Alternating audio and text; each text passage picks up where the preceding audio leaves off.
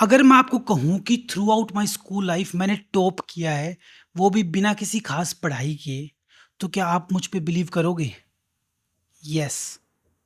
आज मैं आपको एक ऐसे लॉ के बारे में बताऊंगा जिसके बारे में मुझे खुद नहीं पता था। मैं अननोइंगली इस लॉ को throughout my school time, college, हर जगह फॉलो कर रहा था। मैं हमेशा टॉपर्स में रहा, कभी फर्स्ट, कभी सेकंड, कभी थर्ड, और वो भी बिना पूरे साल पढ़ाई किए। और फिर ट्वेल्थ में अच्छे मार्क्स आ गए तो ड्यू में एडमिशन हो गया। मैंने अपनी ग्रेजुएशन केएमसी से की है। ग्रेजुएशन के बाद वहाँ पे मास्टर्स के लिए एंट्रेंस होता है, तो उसमें भी मेरी ऑल इंडिया 16 रैंक थी डीएससी में। और आप बिलीव नहीं करोगे, मैंने वो जॉइन भी नहीं किया, मैंने एडमिशन करवाया पर मास्टर्स छोड़ दी। क्योंकि है ना, मैं इस लॉ को यूज़ कर रहा था और सब चीज़ें मेरे लिए इतनी ईज़ी हो रही थी कि मुझे इनकी वैल्यू नहीं लग रही थी। मुझे लग रहा था अरे यार, मुझे इसमें इंटरेस्ट नहीं है, मैं छोड़ रहा हूँ इसको।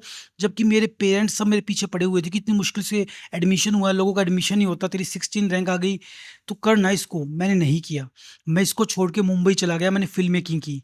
फ़िल्म मेकिंग में अपनी मास्टर्स की और वहाँ भी यही लॉ यूज़ हुआ। और वहाँ भी ऐसे ही पूरे साल कोई पढ़ाई-लिखाई नहीं, एग्ज़ाम में कुछ दिन पढ़ने बैठता और ये लो भी 80% 90%। सब सोचते ये बंदा है तो है कैसा? मैं सबके लिए एक सस्पिशियस कैरेक्टर बन चुका था। अगली 5 मिनट में मैं आपको बताऊँगा कि वो ऐसा क्या लॉ था जिसने मेरी स्कूल लाइफ़ इतनी ईज़ी कर दी। इस लॉ के बारे में मुझे कभी पता ही नहीं था। मुझे लगता था कि मैं बहुत लकी हूँ कि मैं थोड़ा बहुत पढ़ता हूँ, एग्ज़ाम में टॉप करता हूँ। मैं क्लास का एक तरीके से बैक बेंचर और फ्रंट बेंचर दोनों बन चुका था। पूरे साल कोई पढ़ाई-लिखाई नहीं करते, शरारत करते, टीचर से मार खाते, पीटीएम में किसी के पेरेंट्स को बुलाए ना बुलाए, मेरे पेरेंट्स को ज़रूर बुलाते थे कि ये बच्चा नॉन स्टॉप बातें करता है, पर एग्ज़ाम में अच्छा है। एग्ज़ाम में मैं टॉपर था। कभी फर्स्ट आ रहा हूँ, सेकंड आ रहा हूँ, 90% मार्क्स, मुझे एग्ज़ाम में कोई कुछ नहीं बोलता। तब मुझे लगता था मैं लकी हूँ। पर लाइफ़ में बाद में मुझे काफ़ी चीज़ों में फेलियर झेली मैंने, तो मुझे समझ में आया कि लक और खराब किस्मत ये सब हमारे ही हाथ में है। मैं ये जो लॉ फ़ॉलो कर रहा था आज, इसके बारे में आपको बताऊँगा, ध्यान से सुनो मेरी बात। परेटोज़ लॉ आपने सुना हो तो परेटोज़ लॉ क्या कहता है? परेटोज़ लॉ कहता है कि दुनिया का हम कोई भी काम उठा लें, चाहे पढ़ाई करें, जॉब करें, कुछ भी काम करें, नया काम जब शुरू करते हैं, तो हमारे 20% जो एफर्ट होते हैं ना, 20% वो हमें 80% रिज़ल्ट देते हैं।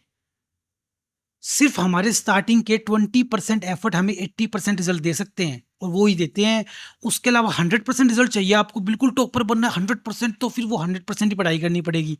वो कोई शॉर्टकट नहीं है, पर ये साइंटिफिक लॉ है, ये कोई ऐसे नहीं है कि किस्मत से तुक्का लग गया।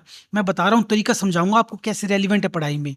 सिर्फ 20% आपको मेहनत करनी है और 80% रिजल्ट आ रहा है, और एग्जाम में आप 80% पेपर अच्छे से लिखाते हो, तो बाद का 20% बना बनू के भी लिख के आओगे तो उसके मार्क्स मिलते हैं। ईज़िली 85-90% पहुँच जाओगे।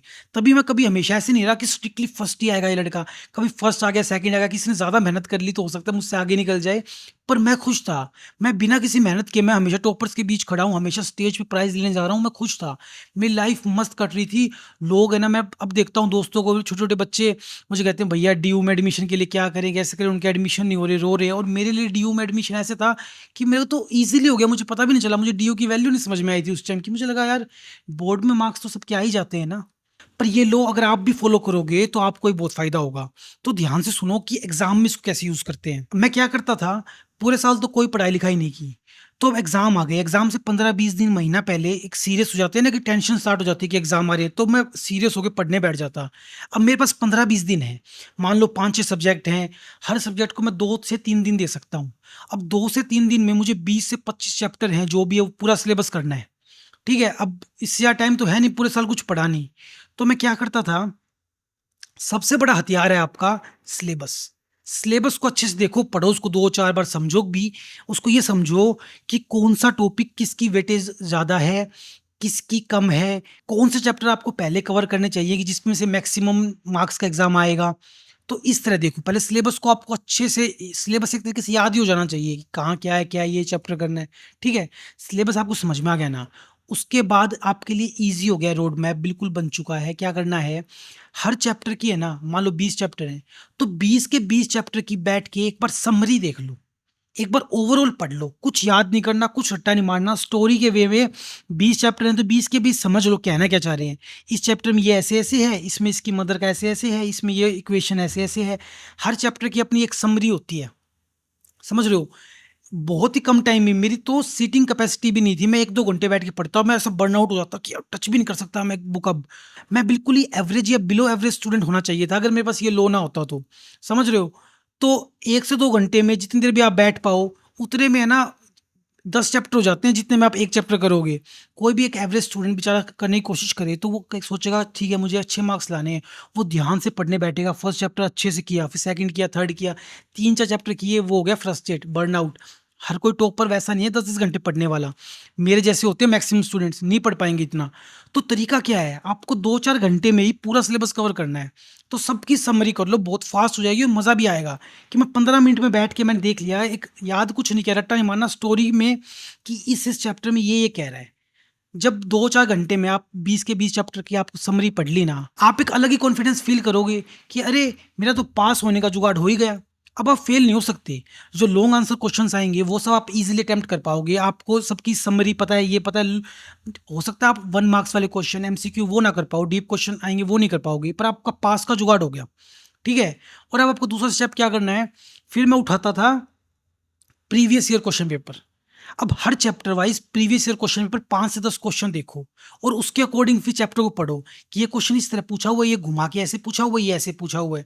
कि आपने जो समरी पढ़ी थी, आप वो हर क्वेश्चन के आंसर में समरी तो नहीं चेप सकते ना पूरी। तो वो किस टाइप से क्वेश्चन पूछा हुआ है और उस समरी में से कहाँ उसका कैसे आंसर है। तो वो जो 5-10 क्वेश्चन जितने भी होंगे प्रीवियस ईयर हर चैप्टर से वो कर लोगे ना, मैं बता रहा हूँ आप 80% आपका हो गया काम। उसको करने के बाद आप कॉन्फिडेंस फ़ील करना अपना। कोई प्रीवियस ईयर क्वेश्चन पेपर उठा के अटेम्प्ट करने की कोशिश करना, आप ईज़िली कर दोगे। आपको लगेगा ये सारे क्वेश्चन तो मुझे आ रहे हैं। किसी भी एक चैप्टर से 5 से 10 क्वेश्चन ही तो बनेंगे ना, उल्टे-सीधे करके मेनली। अब कोई डीप क्वेश्चन पूछ लिया, कुछ अलग से आ गया, कुछ घुमा के पूछ लिया, वो तो सबका ही गलत होगा और उसको करने की ज़रूरत भी नहीं है। उसको करोगे तो पूरे दिन बैठ के बारीकी से करना पड़ेगा, वो अपना काम नहीं है। अपना काम है कि ईज़िली कैसे एक अच्छा स्कोर करें। मैंने जो throughout my school life हर जगह ये काम किया मैंने। डीयू में भी यही ट्रिक चली, मुंबई में भी यही ट्रिक चली, हर जगह चली यही ट्रिक। परेटोज़ लोग कहीं फ़ेल नहीं होता, समझ रहे हो? तो ये मैंने हर जगह यूज़ किया और आप भी इस लॉ को यूज़ करके बहुत अच्छा स्कोर कर सकते हो। इसको ट्राई करना और मुझे बताना कमेंट सेक्शन में। मैं आपसे मिलता हूँ अगली वीडियो में। धन्यवाद।